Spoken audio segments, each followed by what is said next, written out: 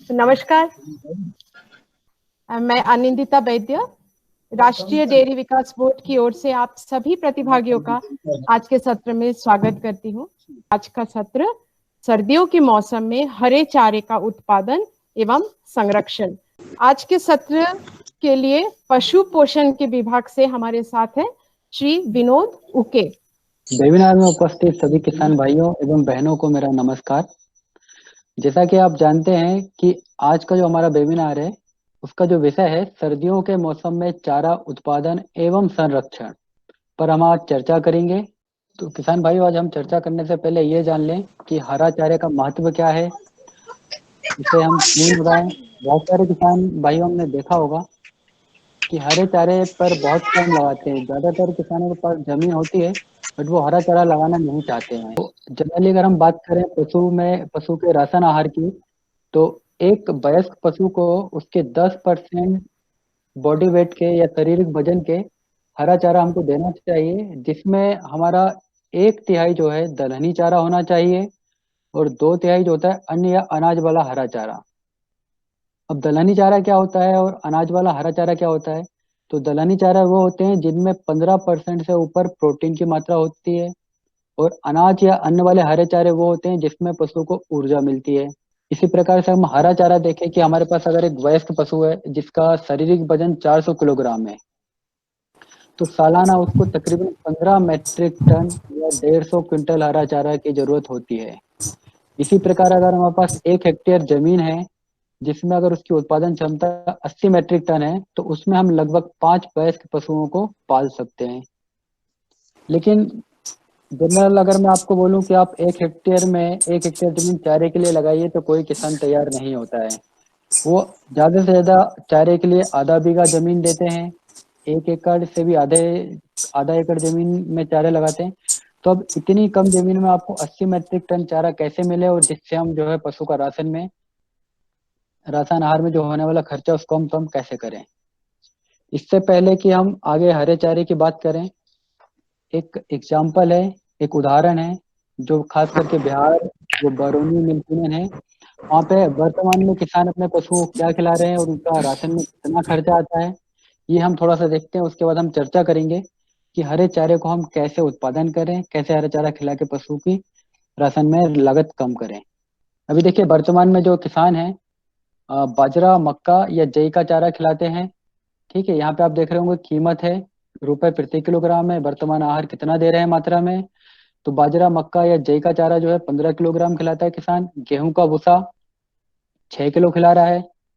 पशु आहार या कैटल फीड जो है 2 किलो खिलाते हैं। मक्का का दाना 2 किलो खिला रहे हैं। सरसों की खली 700 ग्राम है। गेहूं का चोकर या चावल की भूसी जो है 2 किलोग्राम है। अभी देखिए, मिनरल मिक्सचर इसमें कुछ भी नहीं दे रहा है। मिनरल मिक्सचर खिलाने का फायदा किसान भाइयों ये होता है कि पशु की प्रजनन क्षमता, शारीरिक क्षमता और जो है अन्य विकास जो है बहुत अच्छे से होते हैं। अभी देखिए, कुल लागत जो हमारे वर्तमान में किसान जो है पशु के आहार में आ रही 200 रुपये आ रही है, और ये 200 रुपये खर्च करने के बाद, इतना खिलाने के बाद जो है उसको पशु को कितना न्यूट्रिएंट पोषक तत्व मिल रहा है। अगर ऊर्जा की बात करें तो आवश्यकता सिर्फ उसको 6570 ग्राम की है, लेकिन अभी जो वर्तमान में खिला रहा है वो 8454 ग्राम मात्रा वो खिला रहा है, मतलब 2000 के आसपास वो ज्यादा उसको ऊर्जा दे रहा है। प्रोटीन की बात करें तो प्रोटीन यहाँ पे 100 ग्राम थोड़ा कम है। कैल्शियम की बात करें तो यहाँ कैल्शियम भी कम मात्रा में खिला रहा है। फास्फोरस की बात करें तो फास्फोरस भी कमी में है। देखा जाए तो किसान ज्यादा खर्च कर रहा है, लेकिन पशु को जो आवश्यक पोषक तत्व हैं वो नहीं मिल पा रहे हैं। तो इसके लिए हम आगे देखते हैं कि इसको हम बैलेंस कैसे करें। हरे चारे के द्वारा, हरे चारे की सहायता से हम पशु आहार लागत में कमी कैसे ला सकते हैं।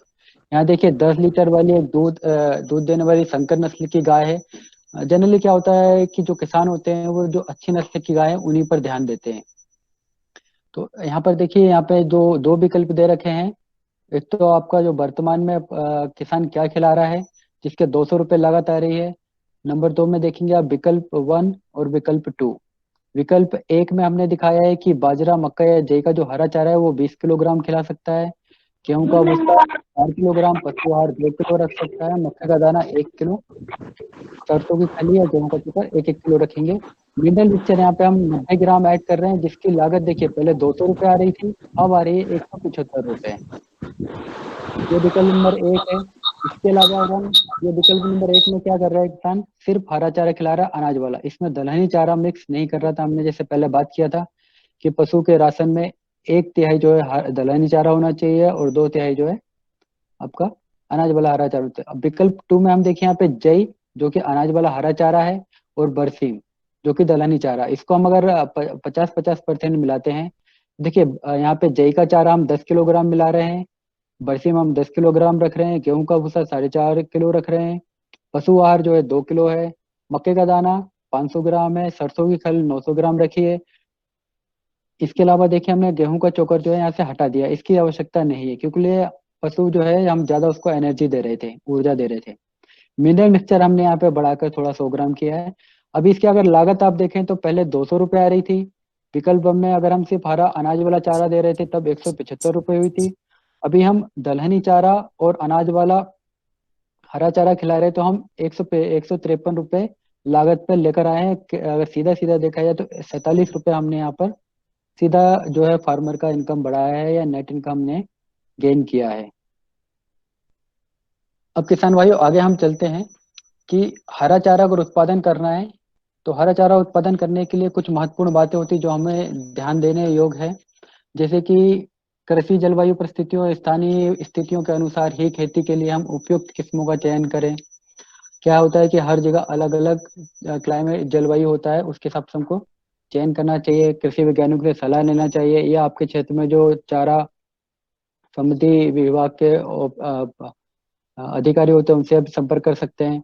विभिन्न क्षेत्रों के लिए फसलें किस्में अलग अलग होती हैं, जैसे क्षेत्र राज्य सिंचित क्षेत्र के लिए अलग होंगी, शुष्क क्षेत्र या जहाँ पे वर्षा आधारित क्षेत्र है वहाँ पे अलग होती है, मिट्टी की प्रकृति किस प्रकार की है, क्षारीय है, लवणीय है, अम्लीय है, इस पर भी डिपेंड करता है कि हमको कौन सी फसल चयन करना चाहिए।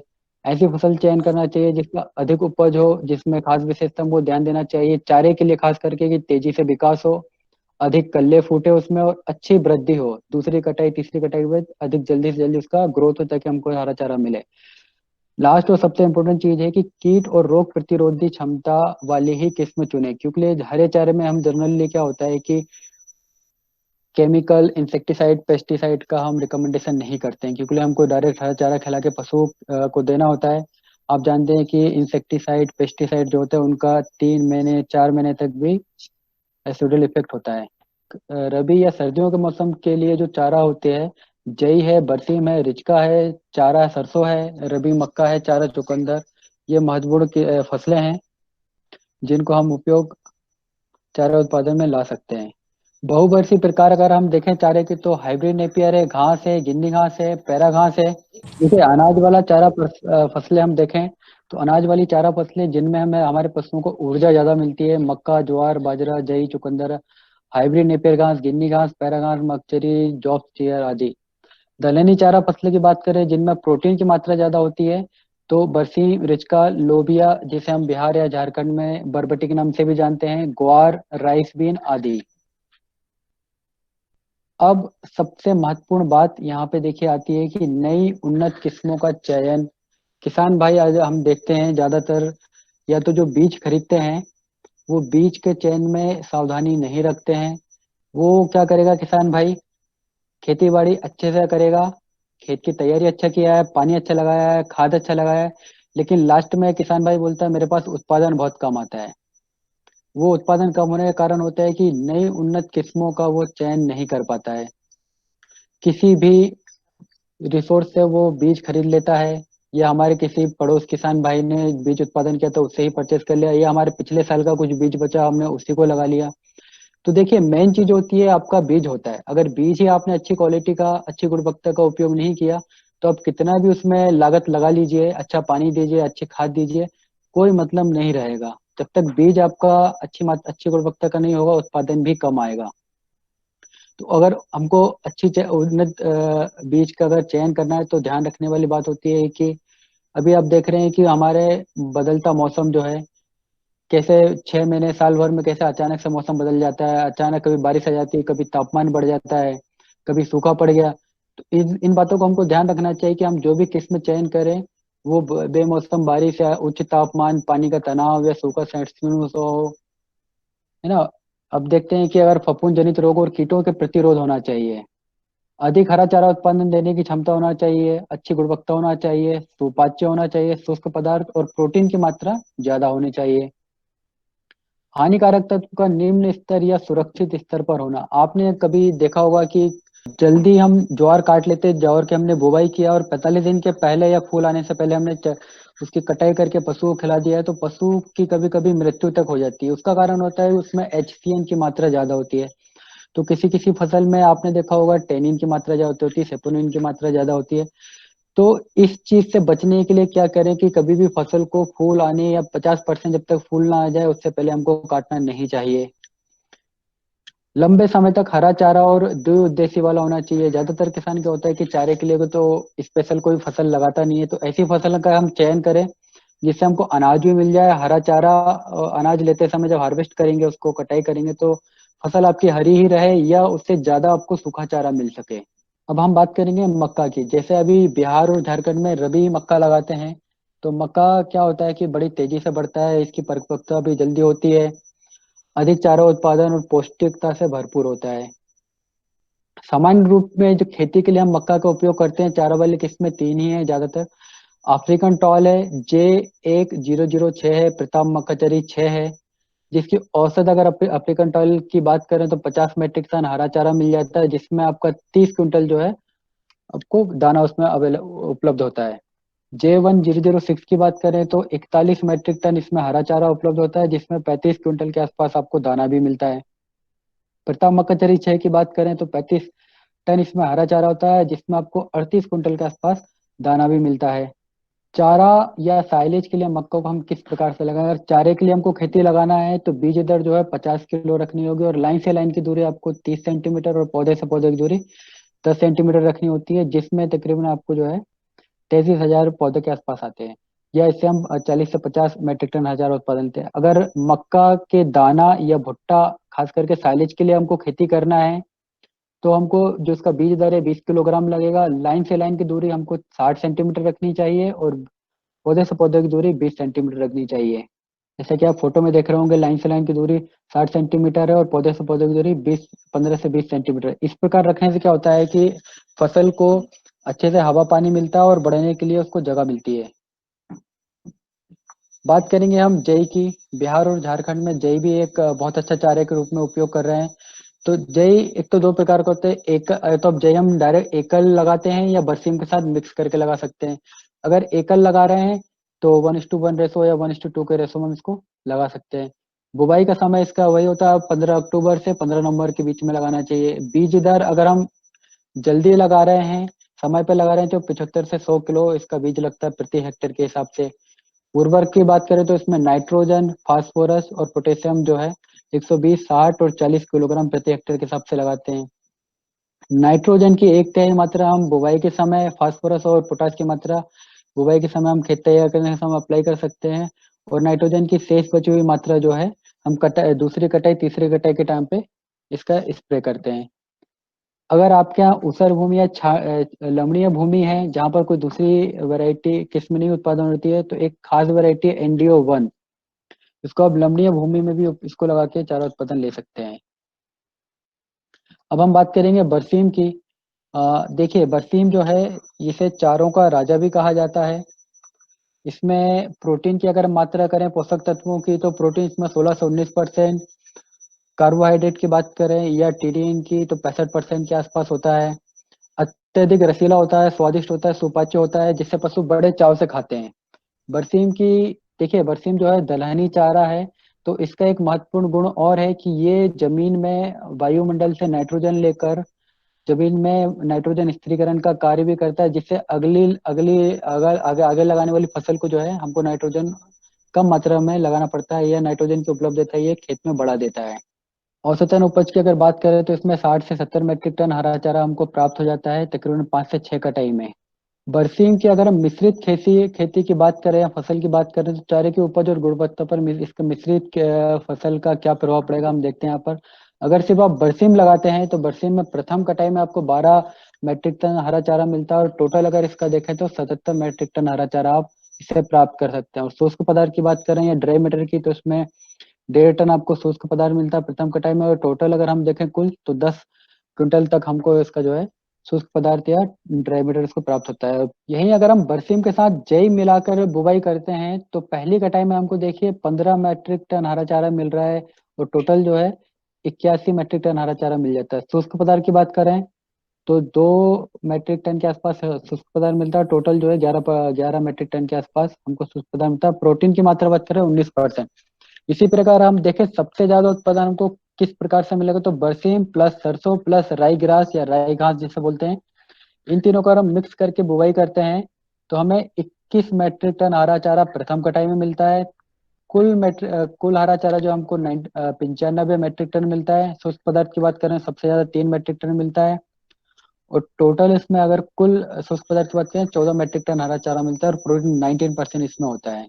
रिचका की हम बात करें तो प्रति वर्ष हम रिचका से 6 से 9 कटाई ले सकते हैं और इससे हम 65 से 110 मैट्रिक टन हरा चारा उत्पादन ले सकते हैं। उर्वरक की बात करें तो इसमें हमको देखिए क्योंकि ये दलहनी चारा है इसमें नाइट्रोजन की मात्रा इतनी ज्यादा नहीं लगती, लेकिन अर्ली स्टेज या जल्दी में क्या होता है ये नाइट्रोजन संग्रहण नहीं कर सकते, तो स्टार्टिंग में हमको उसमें नाइट्रोजन भी देना होता है। तो 30 किलोग्राम नाइट्रोजन देंगे, 60 किलोग्राम हम फास्फोरस देते हैं और 80 किलोग्राम प्रति हेक्टेयर के हिसाब से पोटास देना होता है। यहीं अगर प्रोटीन की बात करें तो इसमें 18.5% हमको प्रोटीन मिल जाता है। कैल्शियम फास्फोरस 2% होता है, रेसा इसमें 25% के आसपास होता है। अभी देखिए इसमें पुरानी किस्में या दो वार्षिक किस्में जो होती है आनंद 2 है, चेतक है, T9 है, आलमदार है, को 1 वैरायटी है। अगर किसान भाई बहुवर्षीय या 3 साल के लिए रिचका की कोई फसल लगाना चाहता है, बहुवर्षीय किस्मों की बात करें तो RL88 है, आनंद लूसन 3 है, तो संपूर्ण भारत में इसको आप लगा सकते हैं। खास करके ये उसका उत्पादन भी ज्यादा और एक बार आप लगाएंगे तो 3 साल तक इसका हम कट ले सकते हैं। रिचका में आपने देखा होगा ये पीली कलर की जो बेल आती है इसे हम अमर बेल या कस्कुटा या डोडर भी कहते हैं। इसकी समस्या सबसे ज्यादा देखने में आती है। तो अगर इस तरह की बेल अगर आप खेतों में देखें तो उसको उतना पैचेस निकाल के जब जला दें, नष्ट कर दें, या पेंडामेथिलिन खरपतवनाशी का आधा किलोग्राम प्रति हेक्टेयर की दर से बुवाई के 14 दिन बाद 500 लीटर पानी में घोल बनाकर इसका छिड़काव करें। या बुवाई से पहले एक काम और कर सकते हैं कि 1% जो है नमक का घोल बनाएं। उस नमक के घोल में रिचका के बीज को आप भिगोएं, जिसमें क्या होता है जो अमरबेल या कस्कुटा है इसका बीज ऊपर आ जाता है, जिसको हम आसानी से निकाल के अलग कर सकते हैं। लेकिन ये सब से बचने के लिए सबसे अच्छा तरीका यही है कि आप प्रमाणित बीज खरीदें मान्यता प्राप्त स्रोत से। अब चारा चुकंदर की बात करें तो ये इतना ज्यादा अभी प्रचलित नहीं है, ज्यादा इसके बारे में किसान भाई जानते नहीं है, लेकिन ये बहुत स्वादिष्ट और बहुत ऊर्जादायक फसल है। इसका उत्पादन भी जो है 70 से 80 मैट्रिक टन आप इससे ले सकते हैं। खास करके जहाँ पे लवण सहनशील होने के कारण इसे उपयुक्त प्रबंधन लवणीय क्षारीय एवं भूमि में भी लगाया जा सकता है। साथ ही साथ इसको अन्य चारा फसलें जैसे मक्का, जई, ज्वार, बाजरा के साथ भी आप मिलाकर लगा सकते हैं। साथ ही इसे आप साइलेज में भी इसका उपयोग कर सकते हैं। चारा चुकंदर की खेती देखें तो यह 100 से 120 दिन की फसल है, जिसको रबी में लगाकर गर्मी के दौरान पशुओं को खिलाया जा सकता है। गर्मी के दौरान चारा चुकंदर खिलाने में क्या होता है कि पशु में आपने देखा होगा कि गर्मी का जो स्ट्रेस आता है वो भी इससे कम होता है, हीट स्ट्रेस जिसे हम कहते हैं। 1 हेक्टेयर में इसकी बीज की बात करें तो 2 से 2.5 किलोग्राम बीज इसको लगता है। एक अप्रैल, मई व जून के माह में निकालकर इसको दुधारू पशुओं को भी खिलाया जा सकता है। औसत उपज की बात करें तो 80 से 100 टन प्रति हेक्टेयर मिलता है। 15 से 20 किलो हरा चारा हम पशुओं को खिला सकते हैं। पोषक तत्व की बात करें तो शुष्क पदार्थ या ड्राई मैटर 12 से 15% होता है। प्रोटीन इसमें 10 से 12% मिल जाता है। इसका बीज जो है कि 1 माह की फसल आप देख सकते हैं कितनी बड़ी हो रही है। और इसका जो वजन है, एक कंद का जो वजन आपका 2 से 3 किलो और 4-5 किलो तक भी जाता है, जिसे आप इसका संपूर्ण चारा के रूप में खिला सकते हैं, पत्ती भी खिला सकते हैं और इसका जो है कंद वो दोनों आप इसको खिला सकते हैं। ये कुछ चारा चुकंदर की किस्में हैं। जेमोन है, LS6 है, मोन्डो वैरायटी है। कम अवधि के चारा फसलें जैसे सूरजमुखी चारा, सरसों है, तोरिया है, चाइनीज केबेज है, गोभी है आदि को हम जो है कि आपने देखा हो कि अभी अक्टूबर से नवंबर का जो महीना आएगा इसमें हमको हरे चारे की कमी होती है, क्योंकि इस समय हमने सिर्फ बुवाई किया होता है और हमको जो पहला चारे की जो कटाई होती है हमको दिसंबर में जाकर स्टार्ट होता है। तो इस दौरान हम क्या कर सकते हैं कि हम जब सितंबर आता है या फिर कुछ किसान जो धान लगाते हैं, इस तरह की धान में आपने देखा होगा कि नमी बची रहती है हार्वेस्टिंग के बाद भी, कटाई के बाद भी। तो इस तरह की भूमि में हम ये चारा सरसों या सूरजमुखी लगाकर भी हम जो है कि कम समय में चारा उत्पादन लेकर अपने पशुओं को हरा चारा उपलब्ध करा सकते हैं। बहुवर्षीय चारा की अगर हम बात करें तो बीएन हाइब्रिड घास, जिसे आप हाइब्रिड नेपियर के नाम से भी जानते हैं, सबसे ज्यादा चारे की पैदावार देने वाली ये बहु चारे की फसल है। इसमें अगर हम देखें सबसे प्रचलित जो है BNH10, BNH11, को5, को6 वैरायटी जो है सबसे ज्यादा उत्पादन अभी दे रही है। हाइब्रिड नेपियर की हम बात करें तो इसको अगर रुपाई की बात करें तो हम इसे जड़ से या तने दोनों से लगा सकते हैं। तने हम ऐसे लेंगे जिसमें 2 गांठें होती हैं और 1 फीट की कलम करके, जिसकी गांठें 2 होती हैं। लाइन से लाइन की दूरी हम अगर बुवाई करेंगे तो 3 फीट लाइन से लाइन की दूरी रखते हैं। पौधे से पौधे की दूरी आप 1.5 से 2 फीट रख सकते हैं। बुवाई करने के बाद जो प्रथम कटाई जो है आपको 70 से 90 दिन के बाद ही लेना, ताकि इसकी जड़ अच्छे से जम जाए। उसके बाद आपको हर दूसरी तीसरी जो कटाई है आप 40 से 45 दिन में या 30 से 35 दिन में आपको मिल जाती है। अब बात आती है कि हाइब्रिड नेपियर लगाया है तो एक बार इसकी बस रुपाई करना हो तो, और ये 4 से 5 साल तक अब इसमें हरी इसको जो है चारा का कटाई ले सकते हैं। अब मैं अगर बात करूंगा, किसान बोलता है कि साहब ये एक बार हमने लगा दिया है तो 4 से 5 साल तक हम नहीं रख सकते हैं, तो कोई जरूरत नहीं है, आप पूरे खेत में इसको लगाएं। आप लाइन से लाइन की दूरी जो है 4 से 7 सेंटीमीटर रख सकते हैं। 4 से 5 सेंटीमीटर दूरी रखने से आप बीच में जो खाली जगह है आप अपनी कोई भी फसल लेते रहिए, और 1 एकड़ में तकरीबन आपको 12 से 13 लाइन आ जाती है। जब आप इसकी कटिंग करेंगे, जैसे कि आप ये पिक्चर में देख रहे होंगे कि लाइन से लाइन की दूरी जो है 4 से 7 मीटर है, इसके बीच में हमने रिचका लगा रखा है। इसकी जगह आप गेहूं चना कुछ भी लगा सकते हैं। हाइब्रिड नेपियर में आप देखिए कि जब कटाई किसान लगाता है उसके बाद बोलता है कि साहब हमारे पास उत्पादन बहुत कम हो गया। उत्पादन कम होने का कारण यही होता है कि बस किसान जो कटाई पे कटाई लेते रहता है, उसमें खरपतवार नियंत्रण नहीं करता, खेत की तैयारी अच्छे से नहीं कर पाता है। तो जब आप कटाई करें तो उसकी निदाई गुड़ाई भी करें। साथ में आप ध्यान रखेंगे, अगर 3 वर्ष का आपका हाइब्रिड नेपियर हो गया है तो उसकी कटिंग निकाल के उसकी दूसरी प्लांटिंग करके रुपाई करें, जिससे ज्यादा आपको उत्पादन मिले। 3 साल के बाद क्या है, इसकी जड़ें ज्यादा फैल जाती है, कमजोर हो जाता है, तो उत्पादन कम होने लगता है। अभी देखिए नई वैरायटी की बात करें, को5, को6, BNH11 है। अब इसकी हाइट देख सकते हैं, 9 से 12 फीट इसकी हाइट जाती है। और सबसे अच्छी वैरायटी अभी जो आई है परफॉर्मेंस में, BNH11 है, जिसकी हाइट आपकी 10 से 12 फीट जा रही है।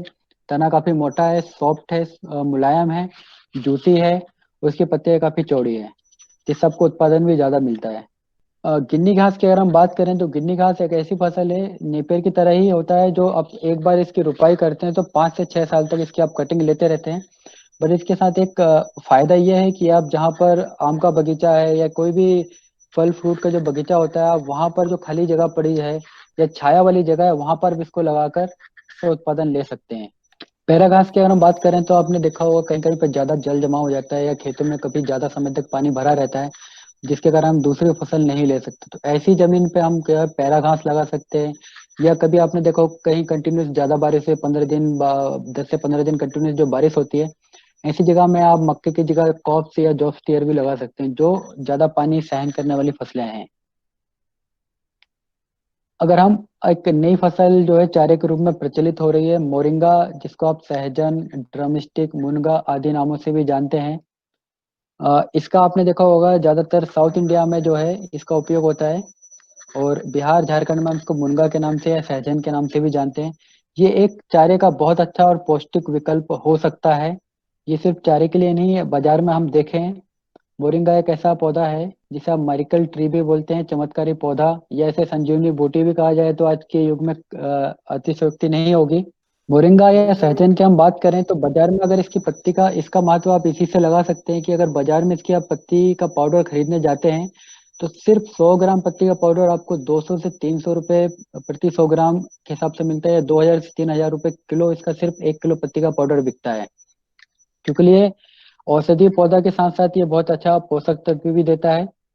खास करके इसे हम चारे के रूप में भी लगा सकते हैं। अगर चारे की बात करें तो इससे लगभग हम 5 कटाई से 100 टन तक हरा चारा उत्पादन ले सकते हैं 1 वर्ष में। इसकी जो चारे की अगर बात करें, चारे के लिए आप कौन सी वैरायटी लगाएं, तो PKM1, PKM2 जो वैरायटी है ये डुअल पर्पस है, इससे आपको चारा उत्पादन भी ज्यादा मिलता है, प्लस चाहे तो आपसे सब्जी के लिए भी लगा सकते हैं। इससे वर्षवास आपको क्या है, हरा चारा उपलब्ध रहता है। पोषक तत्व की अगर बात करें तो कैल्शियम, फास्फोरस, मिनरल्स, या हम बात करें अन्य सभी जो है मिनरल्स की, तो इसमें उपलब्ध होते हैं। प्रोटीन की बात करें तो इसमें सभी प्रकार के अमीनो एसिड उपलब्ध होते हैं। प्रोटीन इसमें 16 से 18% तक होता है। हरे चारे में आप देखिए कि जो दलहनी चारा है जिसमें प्रोटीन की मात्रा ज्यादा होती है, बट उसमें क्या होता है कि लागत इससे ज्यादा आती है। तो मोरिंगा भी एक फसल है जिसको आप ऐसे सहज एक विकल्प की तरह लगा सकते हैं। इसकी बुवाई की बात करें तो बीज दर 1 एकड़ में तकरीबन लाइन से लाइन की दूरी आपको इसमें 1.5 फीट या 2 फीट रख सकते हैं। पौधे से पौधे की दूरी आप जो है 1 फीट रख सकते हैं। बुवाई करने के 90 दिन बाद ही इसकी प्रथम कटाई लें। और चारा जब खिलाएं तो स्टार्टिंग जो है 5 किलो से करें। इसके बाद आप जितना चाहें इसको पशु की आवश्यकता है उसके हिसाब से खिला सकते हैं। 15 से 20 किलो तक हरा चारा इसको खिला सकते हैं। इससे पशु की क्या है कि इसमें औषधि गुण होने के कारण पशु की प्रजनन क्षमता, दूध उत्पादन, फैट, एसएनएफ सब बढ़ता है। कांटा रहित नागफनी। अब आपने देखा होगा कि बिहार या झारखंड में कुछ क्षेत्र ऐसे हैं जहाँ पर पानी की बहुत ज्यादा समस्या होती है, या वर्ष भर में किसान जो है एक ही फसल लगा पाता है। तो यहाँ पर एक विकल्प है जहाँ पर पानी की कमी है या सूखा क्षेत्र है, कांटा रहित नागफनी, जिसको आमतौर पर आपने देखा होगा नागफनी जो होते हैं उसमें बड़े बड़े कांटे होते हैं। बट ये एक ऐसा नागफनी है जिसमें कांटा नहीं होता है। इसे हम चारा फॉडर कैक्टस या चारा नागफनी भी कहते हैं। इसे लगाने का तरीका होता है, इसकी जो पत्तियां होती है कैलोडोर बोलते हैं इसको। तो पत्तियों से हम इसको लगा सकते हैं। लगाने से पहले इसकी पत्तियों को हम तोड़कर छाया में सुखाते हैं, 10 से 12 दिन के लिए रखते हैं, और उसको लगाने से पहले कार्बनडाजिम या फफूंदनाशक दवा से इसका ट्रीटमेंट करके इसकी हम रुपाई कर सकते हैं। खिलाने से पहले जो है किलोट को 2 से 3 इंच के टुकड़ों में इसको काटें। कुट्टी करने के बाद इसे क्या करें कि आप किसी भी सूखे भूसे, गेहूं, बाजरा, ज्वार, मक्का जो भी है उस सब मिक्स करके खिलाएं, क्योंकि इसमें नमी की मात्रा बहुत ज्यादा होती है।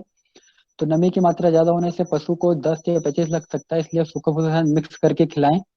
और एक पशु को आप 10 से 15 किलोग्राम तक खिला सकते हैं। इसकी पोषक तत्व की बात करें तो यहाँ पर आप देख सकते हैं शुष्क पदार्थ 10 से 11% है, वसा 1.18% है। प्रोटीन की बात करें तो इसमें 11% प्रोटीन भी आपको मिल जाता है।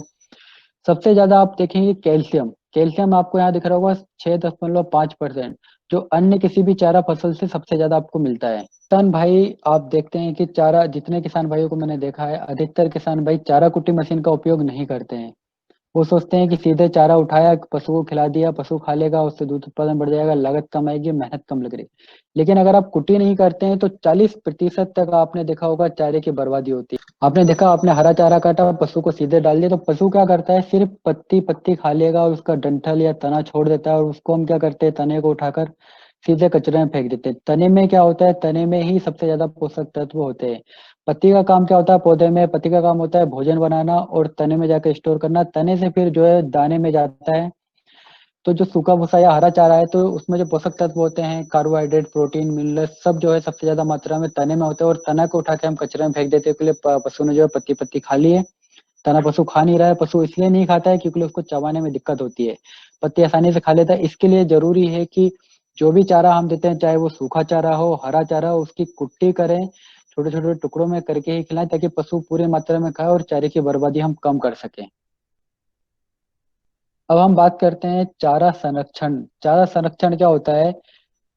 बड़ा आसान तरीका होता है। पोषक तत्वों की हानि या नुकसान किए बिना चारे को हम लंबे समय तक संरक्षित करके रखें। आपने देखा होगा कि घर में महिलाएं आम का अचार बना के रखती हैं, नींबू का अचार बनाकर रखती हैं। वो क्यों रखती हैं? जब बेमौसम होता है या आपको आम नहीं मिला तो हम ऐसे मौसम में इसका उपयोग कर सकते हैं। सेम जो है, हरे चारे को हम काट कर या सुखाकर या वायु रहित अवस्था में रखकर लंबे समय तक सुरक्षित रख सकते हैं। और ऐसे समय में हम इसका उपयोग करते हैं जब हमारे पास हरे चारे की कमी होती है, जैसे आपका नवंबर दिसंबर लीन पीरियड जिसको बोलते हैं। या गर्मी की बात करें तो अप्रैल मई जून में हरे चारे की कमी हो जाती है। तो हम हरे चारा न खिलाने से क्या होता है, पशु का दूध उत्पादन कम होने लगता है। पशु उत्पादन में हमारी लागत ज्यादा आने लगती है, जिससे क्या होता है, हमको लगता है हमारा नुकसान होने लगा है। इसलिए चारा संरक्षित भी हम करके पशु को ऐसे समय में खिलाएं जब हमारे पास हरे चारे की कमी है और दूध की उत्पादन लागत कम रहे और उत्पादन हमारा बढ़ता रहे।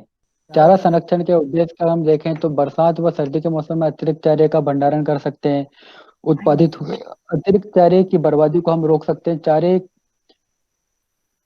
चारे की कमी के दौरान गर्मी सर्दी के शुरुआती महीने में हरे चारे की उपलब्धता हम सुनिश्चित कर सकते हैं। चारा संरक्षण के लाभ क्या हैं? उचित अवस्था में कटाई उचित अवस्था में कटाई से चारे के अधिकतम पोषक तत्वों को हम सुनिश्चित कर सकते हैं।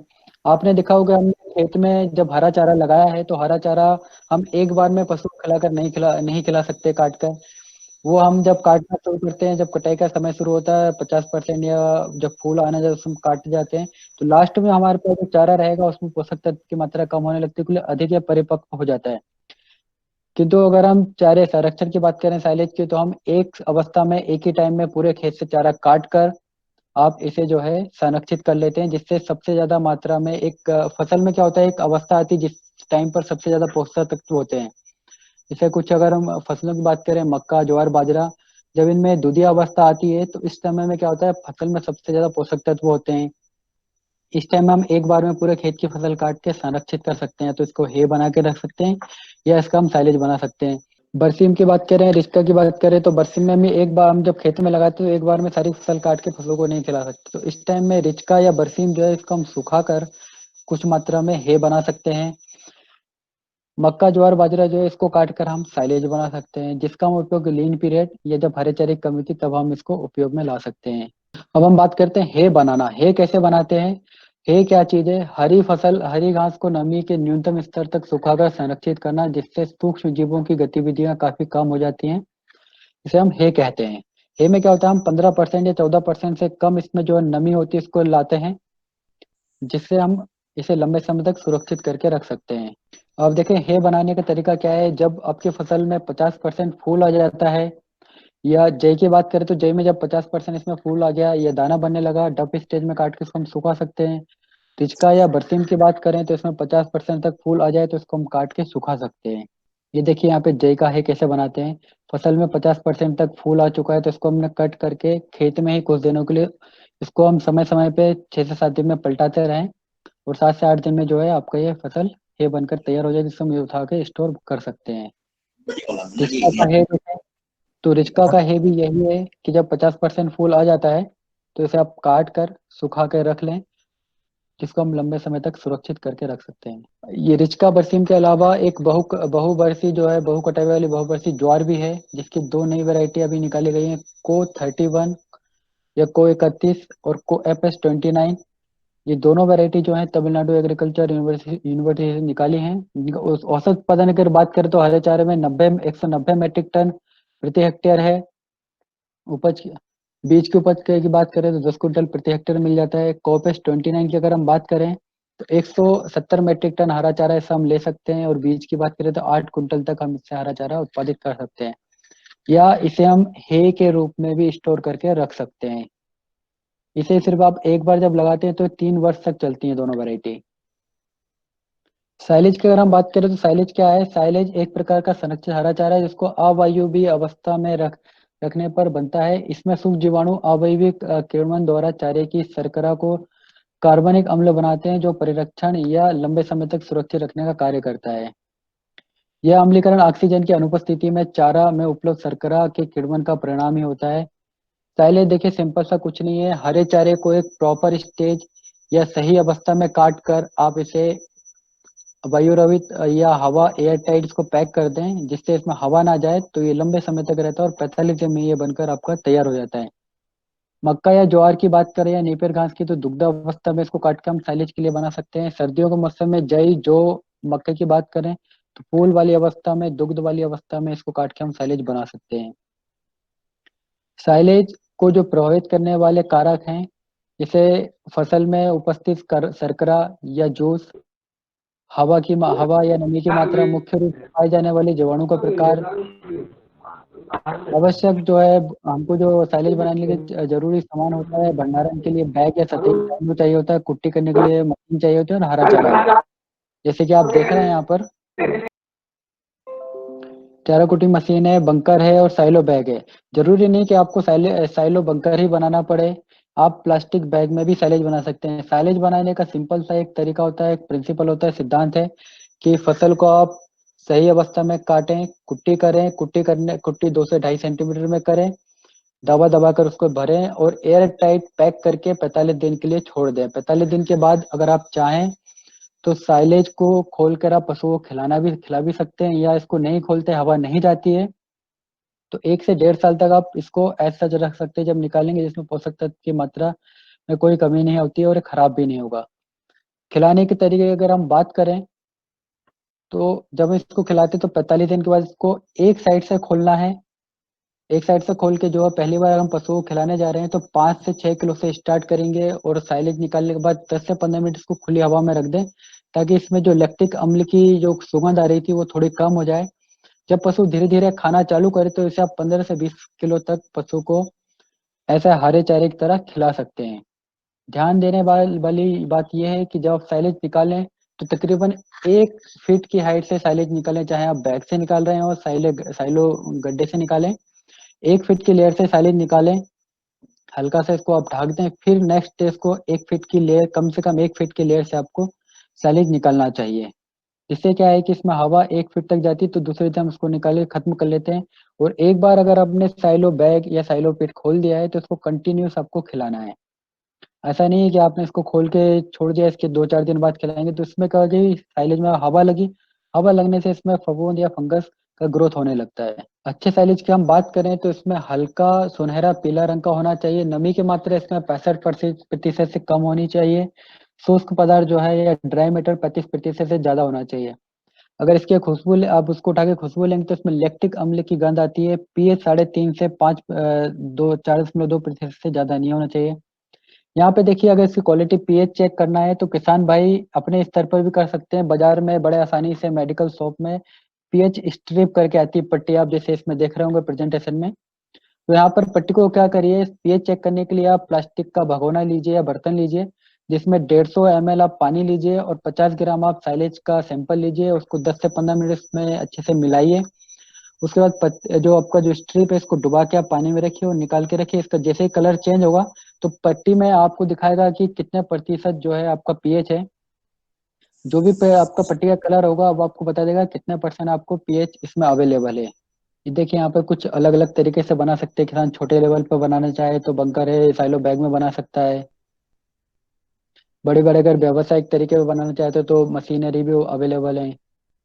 साइलेज बनाने में देखिए सबसे इम्पोर्टेंट चीज है, अगर आप मक्के का साइलेज या फिर आप किसी भी फसल का साइलेज बना रहे हैं, ज्वार है, बाजरा है, तो अगर मक्के का हम देखें तो मक्के में आप देखिए कि आप 65% नमी कैसे है ये जान कैसे सकते हैं। खेत में आप चेक कर नहीं सकते हैं तो सिंपल सा तरीका होता है, आप उसका जो भुट्टा तोड़िए, भुट्टे के दाने को आप चेक करिए। जैसे प्रेजेंटेशन में आप देख रहे हैं कि आधी लाइन जो इसमें सफेद है और आधी लाइन जो इसकी पीले कलर की है, इसे बोलते हैं हाफ मिल्क लाइन या आधी दूधिया अवस्था।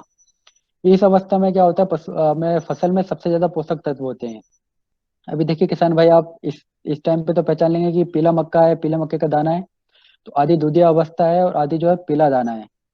लेकिन अगर कुछ फसल जो ऐसी होती है जिनमें कलर नहीं देख पाते, जैसे ज्वार है या मक्का की सफेद बीज वाली फसल है, तो इसमें क्या करिए, दाना जब बन जाता है तो दाने को हाथ से क्रश करिए, दबाइए, और 5 से 6 मिनट बाद आप देखेंगे हाथ में जिस दाने को आपने दबाया था, क्रश किया था, वो हाथ में आपको पाउडर जैसा जम जाता है। इसका मतलब ये है कि फसल आपकी साइलेज बनाने के लिए तैयार है, एक प्रॉपर स्टेज में आ चुकी है। तो कुछ बातें जो आपको ध्यान रखना चाहिए, अगर आपको साइलेज ज्वार का बनाना है तो ज्वार की दो बहुत अच्छी वैरायटी हैं, CSH 24 MF, पंथचरी 6, जिनका भी हम साइलेज बना सकते हैं। इसमें जूसी बहुत होता है, बहुत ज्यादा मीठी वैरायटी है, जिससे साइलेज बहुत अच्छी अच्छी क्वालिटी का बनता है। ये तो हमारी डुअल पर बहु कटाई वाली है, जिससे आप 3 कट ले सकते हैं। इसके अलावा अगर आपको सिंगल कट साइलेज चाहिए, सिंगल कट वैरायटी चाहिए, तो पंचचरी 5 वैरायटी है। प्लस ये दोहरी उद्देश्य वाली होती है, जिसमें आप जब तो आप साइलेज में भी इसका उपयोग कर सकते हैं, प्लस अगर आप हरे चारे में लगा रहे हैं तो इसका आप जब दाना का हार्वेस्ट कर लेते हैं या कटाई कर लेते हैं तब भी फसल ये हरी रहती है, उस टाइम इसको आप हरे चारे की तरह या हे बनाने में भी उपयोग कर सकते हैं।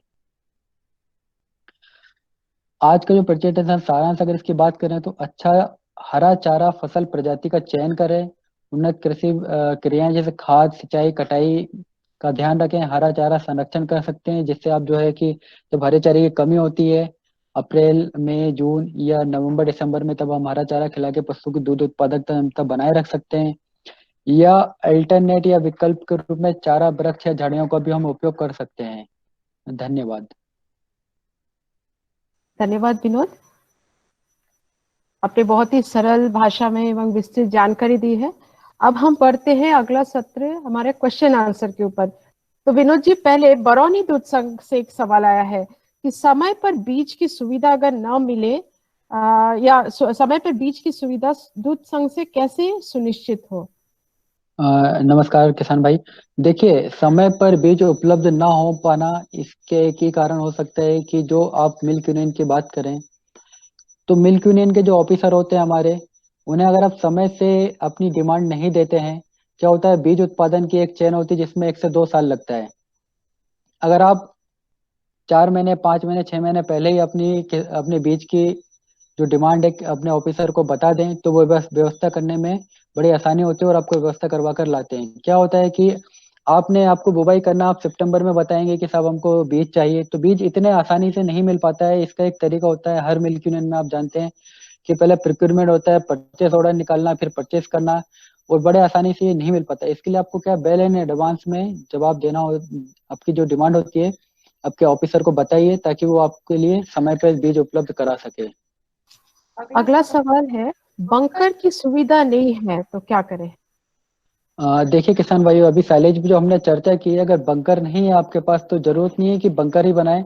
जैसे मैंने चर्चा किया था कि साइलेज बनाने का सिंपल, बड़ा आसान तरीका होता है। साइलेज हमको बनाना है, तो साइलेज बनाने के लिए तीन ही चीज आपको ध्यान रखना है कि फसल आपकी सही अवस्था पर हो। सही अवस्था के आने के बाद उसकी कुट्टी करें 2 से 2.5 सेंटीमीटर, और उसे दबा दबा कर आप पैक कर सकते हैं एयर टाइट, जिसमें हवा ना जाए। ये जो चीजें आप चाहे तो प्लास्टिक के बंकर, सॉरी, बंकर बना सकते हैं, या प्लास्टिक के ड्रम आते हैं आपके पास, तो प्लास्टिक के ड्रम में भी बना सकते हैं। प्लास्टिक के बैग आते हैं, प्लास्टिक के बैग में भी कर सकते हैं। या ऐसी भी कोई सतह या ऐसी कोई ड्रम या वस्तु जिसमें आप एयर टाइट उसको आप रख सकते हैं साइलेज को दबाकर, तो आप किसी में भी साइलेज बना सकते हैं। कम लागत में आप साइलेज संरक्षण कर सकते हैं। या फिर आप जमीन में क्या कर सकते हैं कि 2 मिट्टी की पारी उठाकर भी आप साइलेज दबाकर बना सकते हैं। बहुत सारे किसान मैंने देखा है यहाँ पर, जिनके पास पक्का स्ट्रक्चर नहीं बना सकते क्योंकि लागत थोड़ी ज्यादा आती है, तो मिट्टी की दीवार बनाकर, या आपके पास अगर पशु बाड़ा पहले से है, पशुशाला जिसमें ऑलरेडी एक सीमेंट की दीवार बनी हुई है, तो एक साइड दीवार बनाकर या एक साइड मिट्टी लगाकर आप साइलेज को दबाकर भर सकते हैं, जिसमें हवा ना जाए, वो सबको ध्यान रखना है। चारा उत्पाद सॉरी साइलेज का ग्राम स्तरीय प्रशिक्षण हमें कैसे मिल सकता है? देखिए, ग्राम स्तर पे साइलेज का प्रशिक्षण तो हर किसान के लिए उपलब्ध करवाना आसान नहीं है, लेकिन हमारे यहाँ ट्रेनिंग होती है तो हम बताते हैं। आपके जो मिल्क यूनियन के ऑफिसर होते हैं, चारा विकास अधिकारी हैं, इनकी ऑलरेडी हम लोगों ने ट्रेनिंग करवाया हुआ है, वो वेल ट्रेंड है। जब भी अगर आपको साइलेज बनाना है तो आप अपने मिल्क यूनियन के पशु चारा अधिकारी से संपर्क करिए, या उनके रूट ऑफिसर होते हैं, एक्सटेंशन ऑफिसर होते हैं, आप उनसे संपर्क करिए। वो आपके घर में साइलेज कैसे बनाना है आपको पूरी जानकारी, और आपको डिटेल में जानकारी देंगे। हेलो। हाँ, आपका क्या सवाल है? जैसे फैट और एसएनएफ कम आ रहा है, उसको बढ़ाने का कोई चारा के बारे में विजय कुमार जी नमस्कार। फैट और जी। एसएनएफ अगर बढ़ाना चाहते हैं आप, तो देखिए, एक तो जो किसान, आपने देखा होगा कि हमारी जो भूमि है या खेत है, मिनरल्स की बहुत ज्यादा कमी होती है। ये एरिया स्पेसिफिक मिनरल्स होते हैं जहाँ पे फसल में कमी होती है। आप वही एसएनएफ या फैट बढ़ाना चाहते हैं, तो आप एक मिनरल मिक्सचर की मात्रा, आपने देखा होगा कोई भी किसान मिनरल मिक्सचर नहीं खिलाता है ना। आप आपने ध्यान दिया होगा, तो कभी भी जो है मिनरल मिक्सचर पशु के राशन में ऐड करिए। 50 ग्राम, 100 ग्राम, पशु के दूध उत्पादन देने की क्षमता पर डिपेंड करता है कि अगर आपका पशु कम दूध उत्पादन दे रहा है या सिर्फ आप वो कर रहे हैं, तो ऐसे पशु को या बढ़वा रहे हैं तो 50 ग्राम मिनरल मिक्सचर देना ही देना है। या दूध वाली अवस्था में है तो उसको 100 ग्राम मिनरल मिक्सचर, जो आपके डॉक्टर है, पशु चिकित्सक हैं जो सलाह देते हैं, उसके हिसाब से खिलाना चालू करिए। इसके अलावा मैंने आपको डिस्कस किया था मोरिंगा या सहजन, ठीक है, या फिर मैंने आपको डिस्कस किया था फॉडर कैक्टस या चारा। आप फॉडर कैक्टस या चारा खिलाएं, प्लस आप दलहनी हरा चारा खिलाएं जिसमें कैल्शियम की मात्रा ज्यादा होती है, जो पशु को क्या है कि दूध उत्पादन या फैट एसएनएफ बढ़ाने में मदद करता है। एक सवाल और आया है, सुपर नेपियर क्या है और इसका बीज कहाँ से मिलेगा? देखिए किसान भाइयों, एक अभी बहुत ज्यादा प्रचलित हो रहा है सुपर नेपियर घास। सुपर नेपियर घास क्या है? सुपर नेपियर घास कुछ नहीं है। सुपर नेपियर क्या है कि जो आम किसान जो है, लोकल जो कुछ किसान है जो इसका बीज बेच रहे हैं या कटिंग करके बेचते हैं, इसमें ऐसा कोई फर्क नहीं है। हमारे भारतीय परिस्थितियों में देखें तो हमारे पास बहुत अच्छी नेपियर की वैरायटी है। जैसे मैंने आपको दिखाया था, BNH10 है, BNH11 है, को 6 है, को 5 है, ये नई वैरायटियां जो उत्पादन में या पोषक तत्व में कहीं भी सुपर नेपियर से कम नहीं है। सुपर नेपियर कुछ नहीं है, इसे पैक्चोंग बोलते हैं, जो थाईलैंड का एक वैरायटी है। कुछ किसान जो इसका बीज बेच रहे हैं, आपने ज्यादातर देखा होगा यूट्यूब में, अगर आप देखेंगे सुपर नेपियर, तो कुछ किसान इसको बेचने के लिए, अपना ज्यादा मुनाफा कमाने के लिए इसमें बोल रहे हैं कि 15%, 16%, 20%, 25% तक प्रोटीन पाया जाता है। लेकिन आपके लिए मैं एक बात बताता हूँ, जो बेसिक चीज होती है, बड़ी साधारण चीज होती है, किसी भी घास वाली जो फसल है, ठीक है, कोई भी जो घास वाली फसल होती है उसमें आपका 10 से 12% प्रोटीन से ऊपर कभी नहीं जाएगा। जितनी भी दलहनी फसलें हैं उसमें आपका 15% से ऊपर प्रोटीन मिलता है। तो अगर कोई किसान आपको यह कहकर सुपर नेपियर बेच रहा है, कोई भी नेपियर की वैरायटी दे रहा है कि इसमें आपका 15% से ज्यादा प्रोटीन है, 20% तक प्रोटीन है, आप यूट्यूब करके देखेंगे ऐसी बहुत सारी वीडियो मिलेंगी। इसमें किसान को खड़ा कर दिया जाता है और वो ये बोलता है कि इसमें 15%, 16%, 25% तक प्रोटीन है, जो सरासर झूठ है। ठीक है, आपको अगर कोई भी डाउट होता है, कोई वीडियो देखते हैं, तो आप डायरेक्ट एनडीडीबी से, ये आपके मिल्क में जो चारा विकास अधिकारी है, इनसे डायरेक्ट आप संपर्क करिए, क्वेश्चन करिए। अगर वो नहीं दे पाते हैं तो आप हमसे भी डायरेक्ट संपर्क करिए। यहाँ वहां जाके यूट्यूब मत करिए। यूट्यूब में देखिए अधिकतर जो चारे के बारे में जानकारी देते हैं सारी सारी झूठी होती है। किसी भी घास वाली फसल में 10 से 12% से प्रोटीन ज्यादा नहीं होता है। नेपियर की अगर आप बात करें तो नेपियर जो है, किसी भी नेपियर की वैरायटी में 10 से 12%, 9%, 7%, मैक्सिमम 12% तक प्रोटीन जाता है। इससे ज्यादा प्रोटीन आपको नहीं मिलेगा। हाँ मैम, हाँ, एक्चुअली अब हमारे बिहार में एक चीज मैंने देखा है इस बार, जो मेरा एक्सपीरियंस है कि गर्मी के दिनों में फैट और एसएनएफ कम जाता है।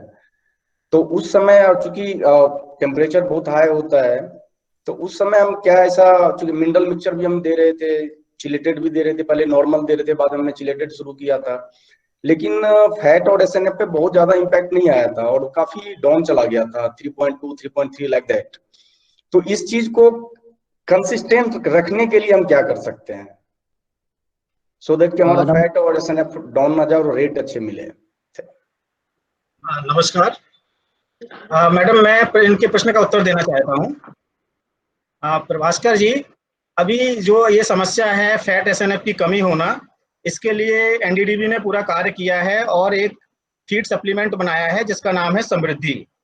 और बिहार में इसका उत्पादन हम लोग मिथिला दुग्ध संघ के द्वारा करवा रहे हैं और ये आपको अवेलेबल हो जाएगा।